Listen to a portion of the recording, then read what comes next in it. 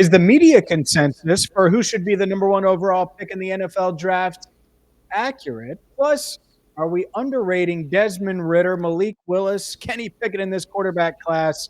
And Tyler Linderbaum may have short arms, but he could go sooner than you think. You are Locked On NFL, your daily NFL podcast. Part of the Locked On Podcast Network, your team every day.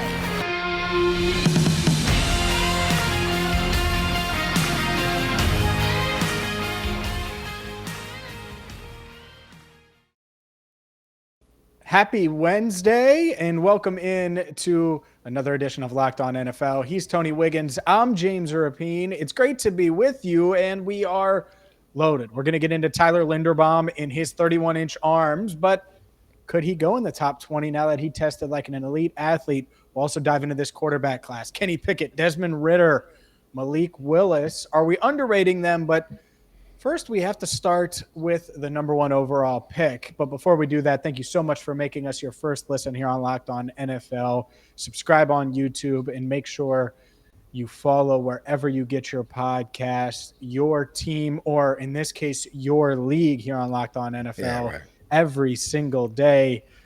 And Tony, the team you cover has the number one pick. And a lot of people just assumed with their offseason moves that Aiden Hutchinson was the play. Brandon Scherf, they signed him in free agency, paid him big money.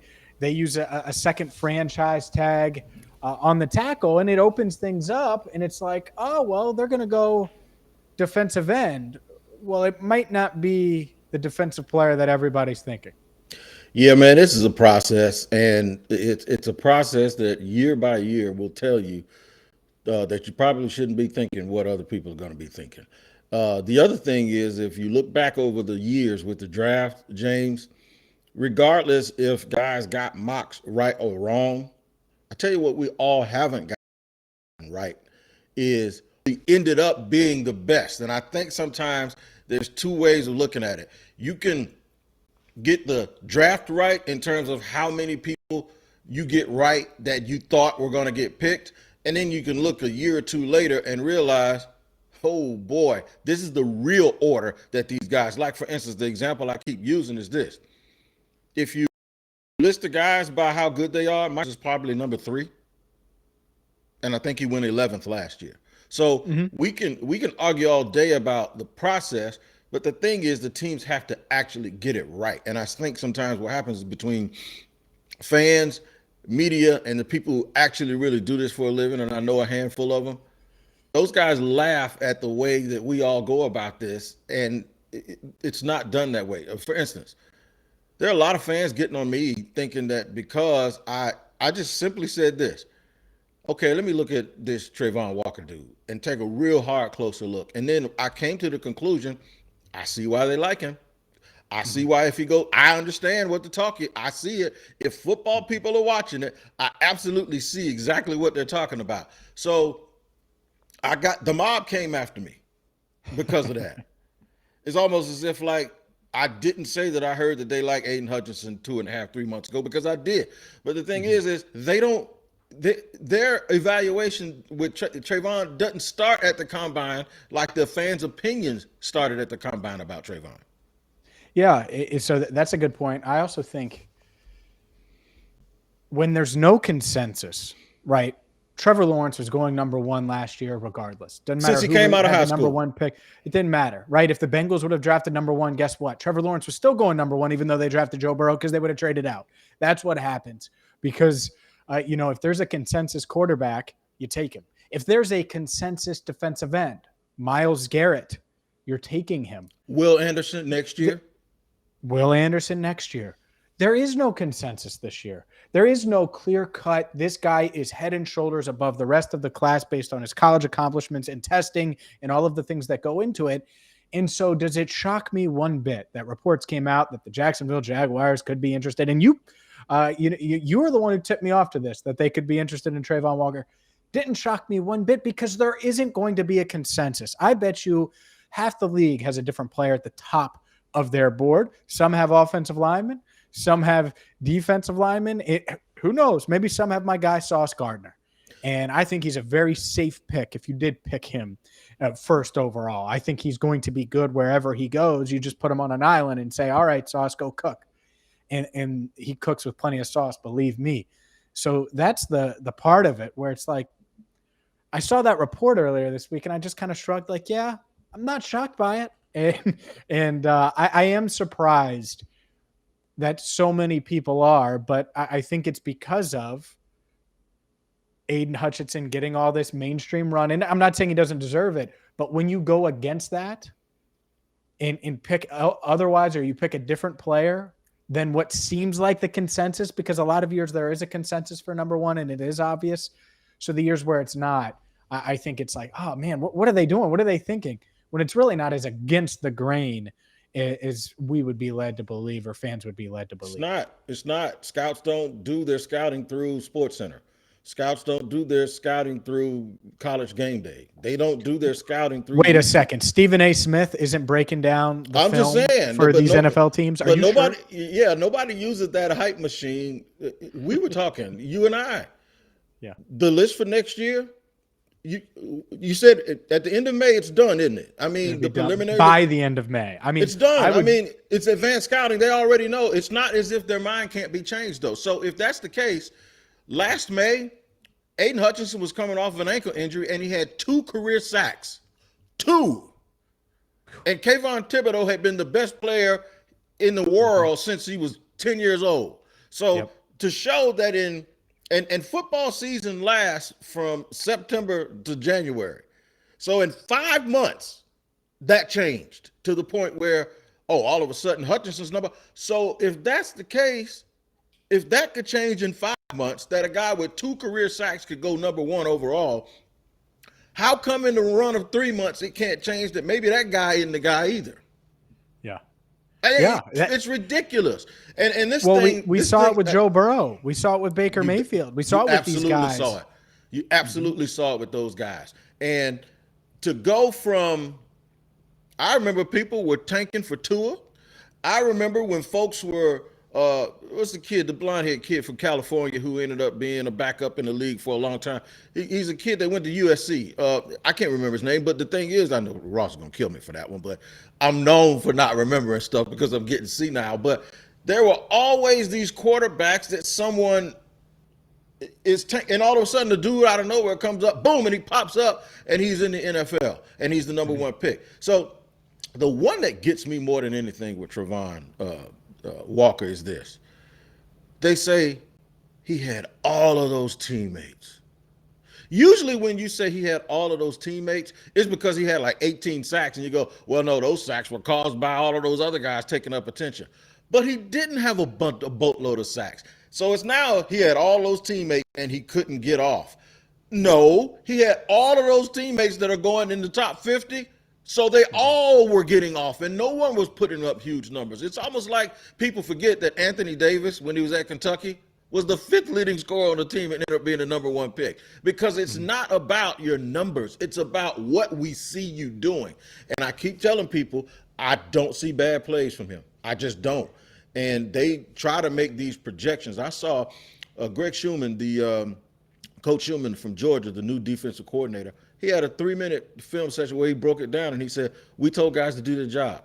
We knew that if you stayed here and stayed there and stayed there, once the guy broke contain, we had the athletes. There's no way he was going to be able to make that. Force him to do. He literally sat there and told you the reason why this kid just didn't sell out for the pass rush is because he was told not to. So that's what these guys are going to look at. And the reason why you look at athletic profiles is because, well, it's a pretty athletic league. And I think later on we're going to be talking about a center that did some pretty good athletic things, and you guys need him. Hopefully you'll get him. Yeah, we'll see there. About Tyler Linderbaum, we'll talk about him. But up next, this quarterback class, because everybody seems to think it's low. They're low on this quarterback class. Well, will Malik Willis, Desmond Ridder, Kenny Pickett, Matt Corral, will these guys become future NFL stars, future NFL franchise quarterbacks? We'll talk about that next. But first, I got to tell you about Shady Rays. Look, it's about to be summer. In Tony's world, since he lives in Florida, it's always nice. He needs sunglasses. He gets Shady Rays. We get Shady Rays. We use Shady Rays because they have the features of $200 sunglasses, and well, they don't cost you $200. You're getting them for Right. much, much less. And the best part about them, they include lost and broken protection for every pair.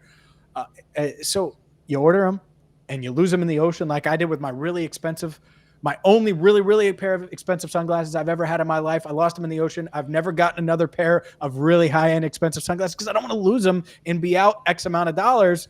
Shady Rays will replace them. So you got to check out Shady Rays right now at shadyrays.com. Use code Locked On, and you're going to get 50% off 2 or more pairs of polarized sunglasses. Tony Wiggins and I got to get on this deal, a tandem, a Locked On NFL Wednesday deal where we're ordering 2 pairs using promo code Locked On to get 50% off our order. Again, just go to shadyrays.com. Summer's coming. You're going on vacation. You need sunglasses. Shady Rays is going to bring you stylish, awesome, high-quality sunglasses for less. Go there now. shadyrays.com. Promo code Locked On. And all right, Tony. We talked over each other. Go ahead. I was just going to say, you're exactly right, man. Coming back here. Hey, the sun is shining through already here in Florida, but we thank you for making us your first listen every day here on Locked On Jaguars. We are eternally Locked On Jaguars, Locked On NFL. By the way, that's what you get. That's what you get for bragging about the weather. I'm allowed to compliment your weather. You bragging about it is not helping. All right. I'm just saying, man. But you know what comes with that weather now? It comes with a bunch of ornery people. It's a bunch of angry people who tweet because that sun is beating down on their head and killing your boy all the time. No, but man, these quarterbacks, we were talking about these quarterbacks, and the thing that you were going to bring up is, are they being a little bit underrated? You know what? I think 2 of them are. I think 2 of them. I think Ridder. I think your kid Ridder is being underrated, and I do believe that we're looking past some of these intangibles that Malik Willis. We put Malik Willis in this little box, that's that box that they always put super athletic guys in. They act as if these dudes can't adjust and eventually do some things. It reminds me of something. Let me tell you this little quick story. My buddy was coaching little league kids, right? So I bring this little kid in. The kid's like 8 years old, and he says, "Has he ever played before?" And I said, "No." And he was like, At what point are you supposed to start teaching people stuff? You expect an 8-year-old, because you got a whole bunch of team full of 8-year-olds that are superstars already. Where do I take an 8-year-old kid who's never played before and he's welcomed in? Are you so used to winning and stacking your teams? This is the way I feel sometimes when we look at these quarterbacks.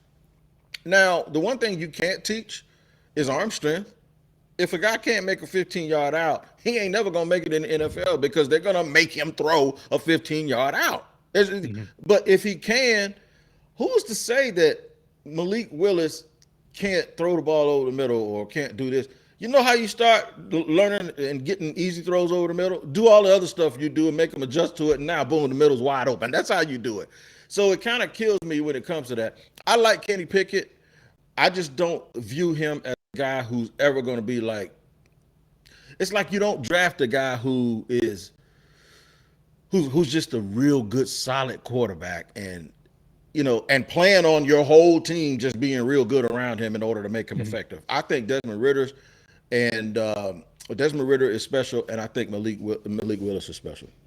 Yeah, I agree with you, and I'm going to give you a best fit for Desmond Ridder because I think he might not have, and he doesn't have a Joe Burrow, Trevor Lawrence ceiling, but I think he has a pretty high floor, and he's elite athletically, and so when you mix that, imagine if Andy Dalton was an elite athlete, right? Yep. So it's like average across the board, but more intangibles than Andy. And that's who I think Kenny Pickett reminds me of, by the way, is an Andy Dalton. Like best case scenario could be an Andy Dalton. But, and I'm not knocking Andy. I'm just trying to give an idea of what, how I view these guys. But if you're talking about like league average starter, I think Ridder could be that at his ceiling. Plus he's an elite athlete. So that gives him an edge on some of these other guys. But I'm going to give you 2 fits for Malik Willis and 1 for Desmond Ridder. And in the realistic fit for Desmond or for Malik Willis that I love the idea. I thought the Falcons should have drafted a quarterback last year. I love the idea of Malik Willis going there. And will he play right away? Well, they did get Marcus Mariota. You can run a similar style offense, and hopefully Mariota can be good enough and stay healthy enough. So you don't have to put in Willis before he's ready to go. Right. The downside of that is if you're Atlanta and you draft a quarterback this year, well, then it takes you out of the running next year and you're probably not going to be very good in 2022. So let me give you one more for Malik Willis. And this is a take. So button up. This is a take, Tony. And I can't believe I waited 15 minutes for this to drop. The Baltimore Ravens still have not paid Lamar Jackson. They still have not paid Lamar Jackson. And I don't think anyone's talked about this, and maybe they have on Locked On Ravens, my guy Kevin Oestreicher, maybe he has. But if they haven't paid Lamar Jackson, and the idea of giving him $50 million plus or $45 million plus per year scares them, why not? And some are going to say, well, they got Huntley, and he was okay last year during, real small sample size. But if you don't believe in him either, or you don't think he's going to be like a future star, could Malik Willis not be, could the Ravens not be this first team that says, you know what, instead of paying the guy, we're going to start this quarterback pipeline. And I don't even know if Willis is going to be there, but the Ravens have the 14th pick. Mm-hmm. And, they could go receiver. They could bolster their defense. Some of them have them taking Tyler Linderbaum to bolster the offensive line, all of these things. Why would they not at least give Malik Willis a look? So that would be a dark horse team that no one's talking about, but man, you haven't paid Lamar Jackson yet, and you could get a lot for him. If you hold him and let him play out this year and he plays well, you could get multiple ones and replace Malik Willis and then have all these assets, replace the one that used on Malik Willis. So that's a dark horse. And then my perfect fit for Desmond Ridder is the Pittsburgh Steelers at 20. And yes. I think I hate it for Bearcats fans because a lot of Bearcats fans are also Bengals fans. And so this would be tough to root for Desmond Ridder. But when I look at what they've had, their pedigree, what they have around him, Najee Harris, Deontay Johnson, they're good at drafting receivers. They're going to get other ones. You got Pat Freiermuth, who I really like at tight end, and a defense that can play. Man, I think Ridder could go in there and beat out Mitch Trubisky for that starting job right away. And so if he's there at 20 and I'm Mike Tomlin and company, I know they reportedly love Malik Willis. I think Willis will be the first quarterback taken. Ridder at 20 makes a ton of sense to me. And if I'm the Steelers, I try to find a way to make that happen. Ridder in this day and age, Ridder reminds me of Jake Plummer with more, a better ability to get bigger and stronger. Interesting. That's a good one. I like that because Plummer could move. Plummer could move. He could throw on the run. And then before Josh McDaniels got over there and tore stuff up, they looked like they were doing this. Really, they did with him and Brandon Marshall and that whole crew. They really looked like they were headed in an uptick. And somewhere between Jake Plummer and Alex Smith, the good Alex Smith, under Jim Harbaugh when they should have gone to the Super Bowl twice. You know what I'm saying? But what he is, he's a calm, cool customer. I didn't see a guy get flushed when they played Alabama. And by the way, shout out to you guys. According to the draft, and see, this is what I say about not paying attention to what people say. Cincinnati was a charity case going to the national championship of the football playoffs. You go look at those draft lists. They got 2 corners, a pass rusher, a linebacker, a quarterback, now a wide receiver, all sitting there, and people are going on between the first and the third round. All of them. Yep. Those guys were good. And this is what I'm talking about when you sit and hear folks say stuff like that, but then the proof is in the pudding when you look at the dudes and you sit them side by side with other players and they're just as good. Both corners, one of them is top 5, a quarterback, at least 2 linemen, a Mike linebacker, a wide receiver. I mean, how many of these dudes got to get drafted before you realize and go back and change your mind and say, you know what, we were wrong.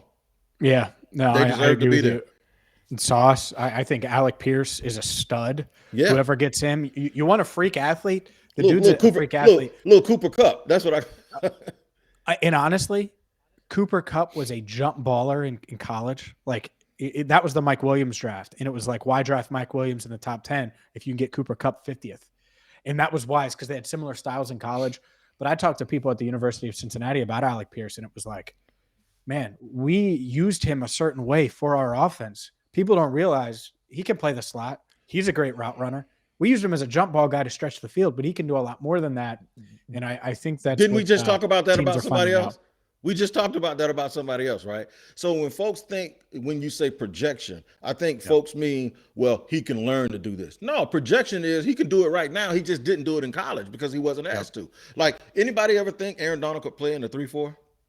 No, he was a pure 3 technique. Nobody. Guess what? Put him in a 3-4. He'll do whatever. Just put him out there and see what happens. Put him anywhere. Yep. That's right. You're right. And speaking of putting him anywhere, Tyler Linderbaum going to play one spot in the NFL center. Will he go in the top 20? We'll discuss his pro day numbers coming up next, right here on Locked On NFL. He must be eating Built Bars if he worked out real well, because I'm telling you, man, Built Bars will have you doing that. They'll have you feeling good about yourself. Look at James. He's just going to put that all in my face right now. Built Bar, the packaging is so good. I'm going to tell you what else is good, what's in that package, because what's in that package is 17 grams of protein of pure bliss. Because it is 100% covered in chocolate, it is absolutely good for you. You don't have to worry about all those excess calories and sugar and carbs, because they just don't exist with Built Bar. You also don't have to worry about your hands being all waxy and chalky like it is with those other protein bars that cost so much money, because Built Bar doesn't do that. All the goodness is going in your mouth, not on your hands. You can get it at built.com and use the promo code LOCKED15, and you're going to get 15% off your next order of Built Bars. Now, don't forget about the puffs. Those marshmallow, they're infused with protein. A little bit of a different texture than the regular Built Bar, but the taste is absolutely outstanding. You won't be missing a thing. Try both of them and see which ones you like. In fact, get both of them. Get both of them. Support Built Bar and support your own body by using Built Bar. Go to built.com, promo code LOCK15. All right, Tony, let's dive into Tyler Linderbaum, because there was a lot of questions about him because he didn't test at the combine due to a foot injury. Measured 31.125-inch arms, which is historically short for a starting center or a Pro Bowl center or an all-pro center. And yet he's considered the top center in this draft. And we found out why on Monday evening when his pro day numbers came out. And I don't think this was necessarily made public, but the Iowa center, following his pro day workout, let me just read you off some of these numbers, because a lot of them are he tested as a 97th percentile athlete among centers. But 6'2", 302 pounds, so the size still concerning. But a vertical leap, 32.5 inches, a sub-5 40-yard dash at 4.98. His 20-yard shuttle, 4.38, is the best among centers. A 7.14 three-cone drill, so the change of direction, which is really important for these teams running the wide zone schemes, 7.14 seconds, which is 100th percentile as well. Tyler Linderbaum, it was a guy that we've talked a lot about on the Locked On Bengals podcast. Something tells me he's not falling to 31 now, despite those size concerns, considering the tape is awesome and he tested like an elite athlete, which is what the tape shows, regardless of how long or short you want to say his arms are. Yeah, I'm not an expert in offensive line play, but I'll tell you this. If he's moving like that, put him in an offense or put him in a situation where he's going to get the ball out and he's got to get somewhere really, really quick to that second level. And he obviously is strong enough. 302 pounds is, it sounds like you're describing, what you're describing is you're describing a Pepsi machine or a Coke machine, a soda machine, right? It's like short. A Built Bar machine. Right. Short, but it's like bang, you know what I'm saying?